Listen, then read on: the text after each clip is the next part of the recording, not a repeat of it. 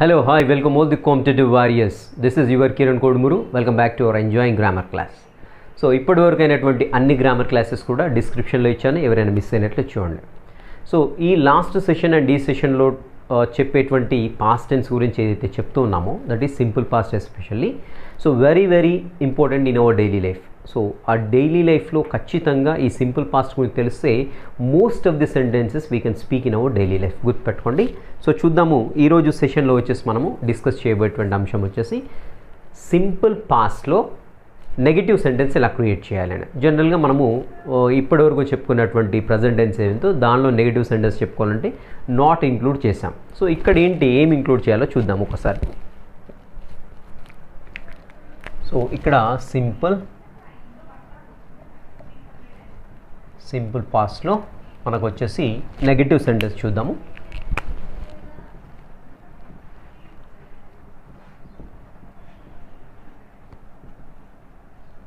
మరి negative sentence యొక్క syntax ఈ విధంగా ఉంటుంది. సో ఏ రకంగా మనము ఈ యొక్క స్ట్రక్చర్ అనే సెంటెన్స్ యొక్క స్ట్రక్చర్ క్రియేట్ చేయాలని చూసినట్లయితే సబ్జెక్ట్ ఉంటుంది, నెక్స్ట్ వచ్చేసి గుర్తుపెట్టుకోవాలి డిడ్ నాట్ ఉంటుంది, అండ్ ఇక్కడ వెరీ ఇంపార్టెంట్ థింగ్ ఏంటంటే ఇక్కడ V1నే యూస్ చేయవలసి ఉంటుంది. జనరల్గా మనము పాస్ట్ టెన్స్ కదా V1 ఎందుకు యూజ్ చేస్తాము, వర్బ్ యొక్క ఫస్ట్ ఫామ్ ఎందుకు యూజ్ చేస్తాము అనేటువంటి డౌట్ అనేది మనకు రైజ్ అవుతూ ఉంటుంది. సో ఇది మనకి ఇంపార్టెంట్. ఇక్కడ ఎట్టి పరిస్థితిలో కూడా సింపుల్ పాస్ట్లో మనం ఒక క్వశ్చన్ చేసినప్పుడు లేదా డిడ్ అని ఎక్కడైతే కనపడిందో ఆ సెంటెన్స్లో ఖచ్చితంగా మనకి వర్బ్ యొక్క ఫస్ట్ ఫామే ఉంటుంది, గుర్తుపెట్టుకోవాలి. Right. Next rest of the sentence that is object. So ఇది వచ్చేసి మనకి ఏంటంటే ఈ యొక్క సింపుల్ పాస్ట్లో నెగిటివ్ సెంటెన్స్ ఈ విధంగా ఉంటుంది. డిడ్ నాట్ అనేది వస్తూ ఉంటుంది, బాగా గుర్తుపెట్టుకోవాలి. డిడ్ నాట్ వచ్చినప్పుడు ఎట్టి పరిస్థితుల్లో కూడా V1నే వస్తుంది. వెరీ ఇంపార్టెంట్, ఇది గుర్తుపెట్టుకోండి. రైట్. సో ఇక్కడ చూద్దాము సెంటెన్స్ ఏ విధంగా ఫామ్ అవుతుంది అనేది. ఫస్ట్ వచ్చేసి ఇక్కడ ఎగ్జాంపుల్ ఇస్తాను మీకు.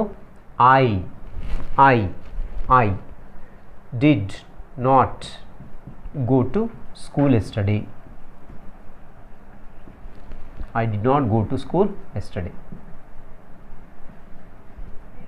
సో ఇక్కడ most of the people commit చేసే మిస్టేక్ ఏంటంటే మనం పాస్ట్ టెన్స్ గురించి చెప్తున్నాం కదా, డిడ్ ఉపయోగించినాం కదా, ఇక్కడ గో ఎందుకు వస్తుంది, వెంట్ కానీ గోన్ కానీ రావాలనేటువంటి ఒక అపోహ ఉంటుంది. బట్ ఇక్కడ ఏంటంటే ఇక్కడ ఎప్పుడైతే డిడ్ కానివ్వండి డిడ్ నాట్ కానివ్వండి వచ్చిందనుకోండి ఖచ్చితంగా మనకి అది V1లో మాత్రమే ఉండాలి. I did not go to school yesterday, నేను నిన్న స్కూల్కి వెళ్ళలేదు. సో ఇలా మనకి ఏంటంటే నెగిటివ్ సెంటెన్స్ పెట్టినప్పుడు గుర్తుపెట్టుకోండి డిడ్ నాట్ అనేది వస్తూ ఉంటుంది. నెక్స్ట్ వచ్చేసి ఇక్కడ చూద్దాం ఇంకొకటి. So we did not do that work. So ఇక్కడ కన్ఫ్యూజ్ కావద్దు. డూ అనేది మనకి కొన్ని సందర్భాల్లో మనకి మెయిన్ వర్బ్గా వస్తుంది, అదేవిధంగా కొన్ని సందర్భాల్లో హెల్పింగ్ వర్బ్గా వస్తుంది. హెల్పింగ్ వర్బ్గా ఎప్పుడు వస్తుందని చూసినట్టయితే మనకి సింపుల్ ప్రజెంట్లో డూ యు గో, నువ్వు వెళ్తావా అన్నప్పుడు మనకు అక్కడ హెల్పింగ్ వర్బ్ అవుతుంది డూ. బట్ ఇలా మనకి మెయిన్ వర్బ్గా ఎప్పుడు యూజ్ అవుతుందంటే చేస్తున్నామా అనేటువంటి ఆ మీనింగ్ వచ్చినప్పుడు, ఆ సెన్స్ వచ్చినప్పుడు మనకి డూని మెయిన్ వర్బ్గా యూజ్ చేస్తూ ఉంటాం. Why did not do that work, నువ్వు ఎందుకు చేయలేదు. సో ఇక్కడ చూడండి నెగిటివ్ సెంటెన్స్ కాబట్టి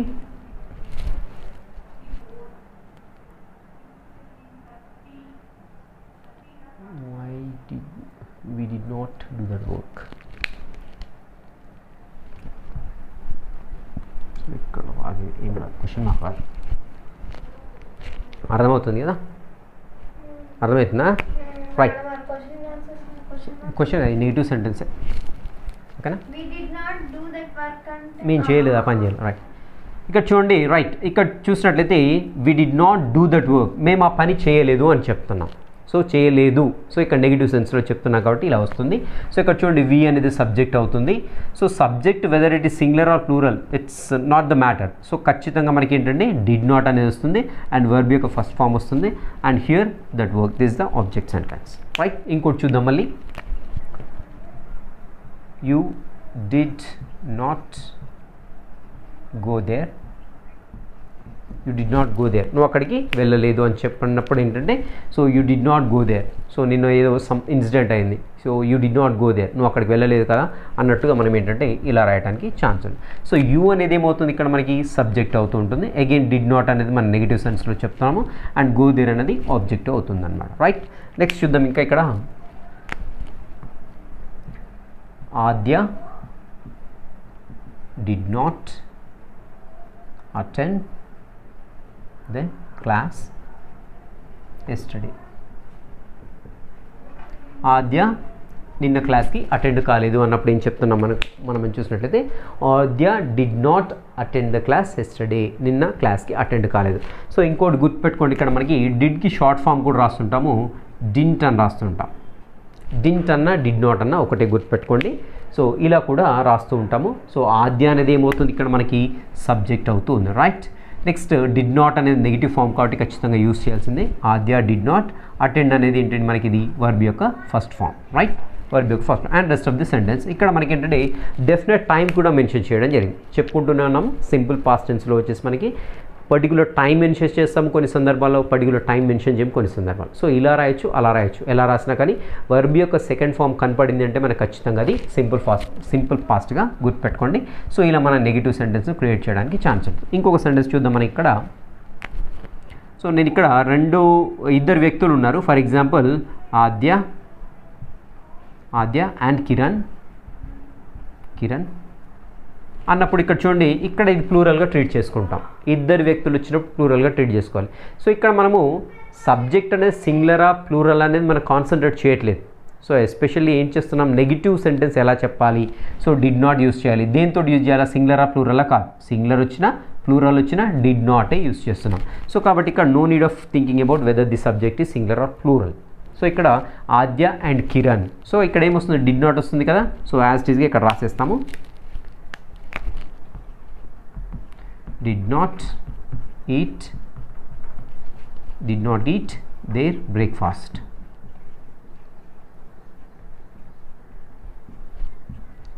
సో ఆద్య మరియు కిరణ్ వాళ్ళిద్దరూ కూడా వాళ్ళ యొక్క బ్రేక్ఫాస్ట్ తినలేదు అని చెప్తున్నాం. వెరీ సింపుల్ ఇక్కడ. సో ఇది వచ్చేసి సబ్జెక్ట్ అవుతుంది, ప్లూరల్ సబ్జెక్ట్ అవుతుంది. సో మన నెగిటివ్ సెన్స్లో చూపెట్టాలి కాబట్టి మనం ఖచ్చితంగా డిడ్ నాట్ యూస్ చేస్తున్నాము. Eat their breakfast in the morning continue చేయొచ్చు చేస్తే, లేదంటే అక్కడికి స్టాప్ చేస్తే చేయొచ్చు. సో లేదంటే నిన్న వీళ్ళిద్దరూ బ్రేక్ఫాస్ట్ చేయలేదు అన్నప్పుడు కూడా Aadya and Kiran they did not eat the breakfast yesterday అని కూడా చెప్పడానికి ఛాన్స్ ఉంటుందన్నమాట. సో ఇది వచ్చేసి మనం ఇలా ఇద్దరు వ్యక్తుల గురించి చెప్పినప్పుడు ఇలా సెంటెన్స్ ఫామ్ చేయడానికి ఛాన్స్ ఉంది. సో చూద్దాము. They did not come to play ground yesterday. So వాళ్ళు నిన్న ఆడుకోవడానికి గ్రౌండ్కు రాలేదు అని చెప్పాలి. సో అలాంటి సందర్భాల్లో ఏం చెప్తాం మనము, సో దే అంటే వాళ్ళు, సో డిడ్ నాట్ అంటే మనం ఆల్రెడీ పాస్ట్ అయిపోయినటువంటి యాక్షన్ గురించి నెగిటివ్గా మాట్లాడుతున్నాం. సో ఆల్రెడీ అయిపోయింది యాక్షన్. సో అలాంటి సందర్భంలో నెగిటివ్గా మాట్లాడినప్పుడు ఖచ్చితంగా డిడ్ నాట్ అనేది యూజ్ చేయాలి, గుర్తుపెట్టుకోండి. So they did not come to play ground yesterday, నిన్న వాళ్ళు గ్రౌండ్కు రాలేదు అని ఇలా మనము నెగిటివ్ సెంటెన్స్ క్రియేట్ చేయడానికి ఛాన్స్ ఉంటుంది. ఓకే, సో ఇంకా మిగిలిపోయినటువంటి ఏవైతే ప్రొనౌన్స్ ఉన్నాయో ఆ ప్రొనౌన్స్ తోటి మీరు నెంబర్ ఆఫ్ ఎగ్జాంపుల్స్ ప్రాక్టీస్ చేయండి. ఎంత ప్రాక్టీస్ చేస్తే అంత పర్ఫెక్ట్ అయిపోతూ ఉంటాము, గుర్తుపెట్టుకోండి నేను చెప్పేది అది. అండ్ నెక్స్ట్ సెషన్లో వచ్చేసి అగైన్ దీంట్లో సింపుల్ పాస్ట్లోనే interrogative sentence very very important session. So ఎందుకంటే మన డైలీ లైఫ్లో ఎక్కువగా యూస్ చేస్తుంటాము. So did you eat, so did you go, did you finish. So ఇలా మనం ఏంటంటే ఏ క్వశ్చన్ చేయాలన్నా కానీ ఇంట్రాగేటివ్ పాస్ట్లో చేయడానికి ఛాన్స్ ఉంటుంది సింపుల్ పాస్ట్లో. సో ఆ సెషన్ ఏంటి అనేది నెక్స్ట్ క్లాస్లో చూద్దాము. Till the next class, have a great day.